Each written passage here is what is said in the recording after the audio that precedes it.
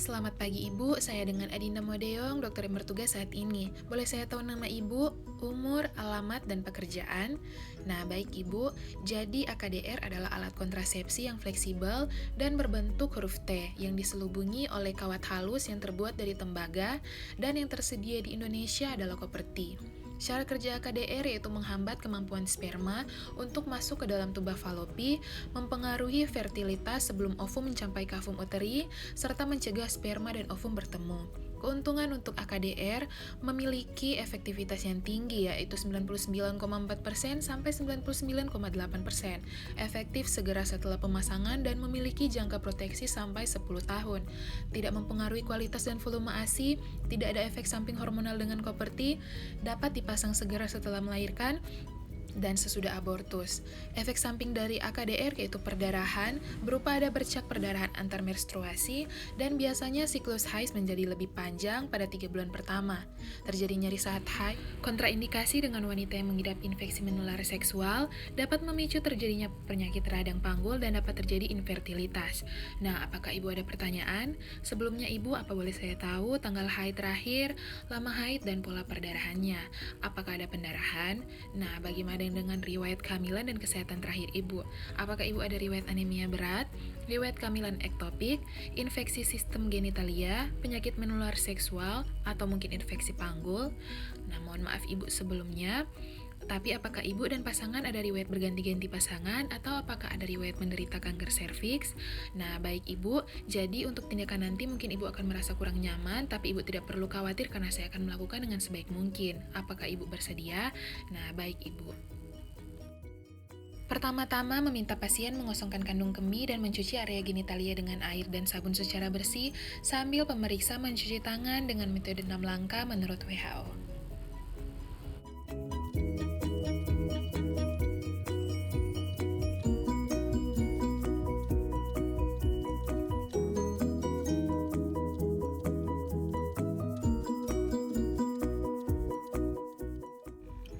Setelah itu, kita minta pasien untuk duduk di meja pemeriksaan dengan posisi litotomi. Lalu kita inspeksi dan palpasi di daerah perut, terlihat apakah ada nyeri, benjolan, atau keluhan lainnya di daerah suprapubik. Setelah itu, kenakan kain penutup dan atur sumber cahaya untuk melihat serviks.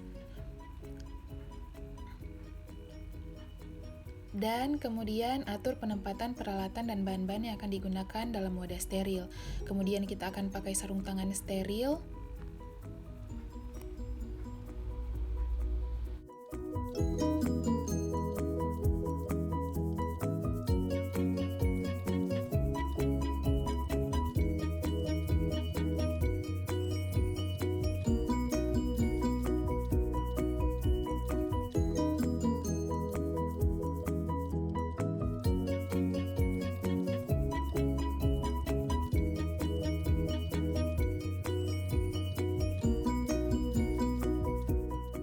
Kemudian kita akan menginspeksi area genitalia eksterna dan kita akan palpasi kelenjar Bartholin dengan menelusuri labia mayora kiri dan kanan untuk melihat apakah ada benjolan atau nyeri.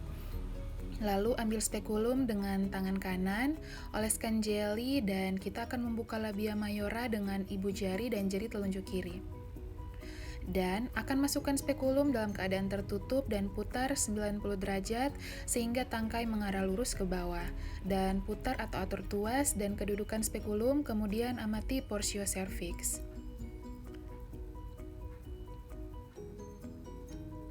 Di sini kita akan lihat bentuk, ukuran, dan warnanya. Dan juga apakah ada sekret dari vagina atau tidak. Setelah itu, kita lepaskan pengungkit dengan memutar spekulum 90 derajat arah jarum jam, kemudian kita lepaskan secara hati-hati, kemudian kita letakkan di bengkok yang berada di meja instrumen.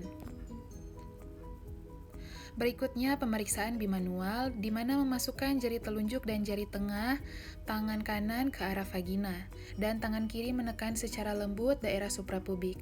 Pastikan gerak serviks bebas dan tentunya tentukan besar dan posisi uterus, dan pastikan tidak ada infeksi atau tumor pada adnexa. Lalu lakukan retrovaginal bila ada indikasi seperti kesulitan menentukan besar uterus, retroversi atau ada tumor pada kavum Douglas. Lalu kita keluarkan jari dan perhatikan perhatikan apakah ada darah di sarung tangan pemeriksa. Selanjutnya kita masukkan lengan AKDR Koperti 38A di dalam kemasan steril. Kemudian dengan menggunakan sarung tangan DTT yang baru, kita akan memasang spekulum vagina. Ambil dengan tangan kanan lalu oleskan jeli, kemudian kita pasang spekulum di dalam vagina untuk melihat serviks, yaitu dengan membuka labia mayora dengan ibu jari dan jari telunjuk kiri, dan akan memasukkan spekulum dalam keadaan tertutup dan putar 90 derajat, sehingga tangkai mengarah lurus ke bawah dan putar atau atur tuas dan kedudukan spekulum. Setelah itu kita usap vagina dan serviks dengan larutan antiseptik 2-3 kali. Kemudian kita buang kasa pada tempatnya. Lalu kita akan jepit serviks dengan tenakulum secara hati-hati pada arah jam 11.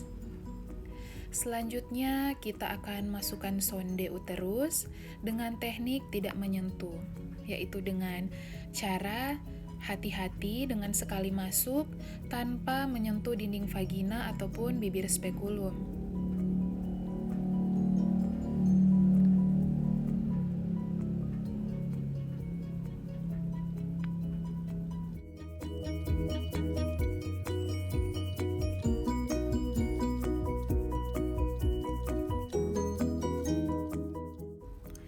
Setelah itu, ukur kedalaman kavum uteri pada tabung inserter yang masih berada di dalam kemasan steril dengan menggeser leher biru pada tabung inserter. Kemudian, buka seluruh plastik kemasan. Angkat tabung AKDR dari kemasan tanpa menyentuh permukaan yang tidak steril. Hati-hati jangan sampai pendorong terdorong. Pegang tabung AKDR dengan leher biru dalam posisi horizontal dan lepaskan AKDR dengan teknik withdrawal, yaitu dengan menarik keluar tabung inserter sampai pangkal inserter dengan tetap menahan inserter. Lalu keluarkan inserter dan masukkan kembali ke serviks sampai adanya tahanan.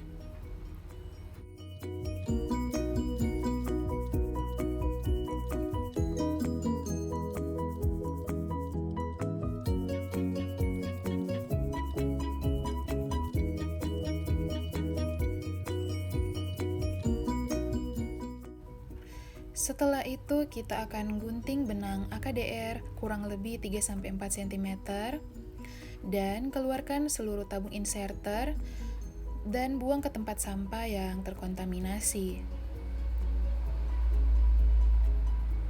Lepaskan tenakulum dengan hati-hati dan rendam dalam larutan klorin 0,5%.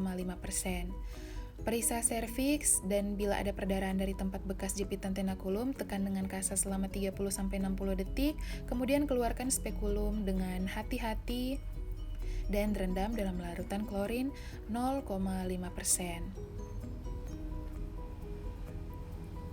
Rendam seluruh pelaratan yang sudah dipakai dalam larutan klorin 0,5% selama 10 menit untuk dikontaminasi. Celupkan tangan yang masih memakai handskun ke dalam larutan klorin, buka secara terbalik, dan rendam dalam larutan klorin. Beritahu kepada pasien bahwa pemeriksaan sudah selesai dan ucapkan terima kasih. Setelah itu cuci tangan dengan air bersih mengalir dan sabun dengan 6 langkah cuci tangan menurut WHO.